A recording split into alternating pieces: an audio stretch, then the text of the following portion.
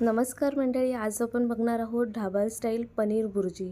त्यासाठी लागणारे साहित्य मी इथे घेतलेलं आहे सर्व बारीक चिरून। त्याचबरोबर पनीरसुद्धा मी बारीक किसणीने किसून घेतलेलं आहे। त्यानंतर पॅनमध्ये मी इथे तेल टाकत आहे।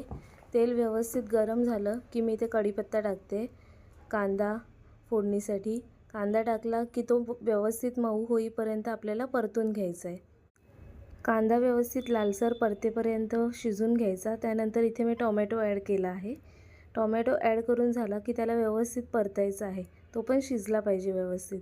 त्यानंतर मी इथे हिरवी मिरची बारीक चिरून घेतलेली आहे आणि थोडीशी आलं लसूणची पेस्ट, हे पण व्यवस्थित एकत्र करूया आपण आणि शिजून घेऊया।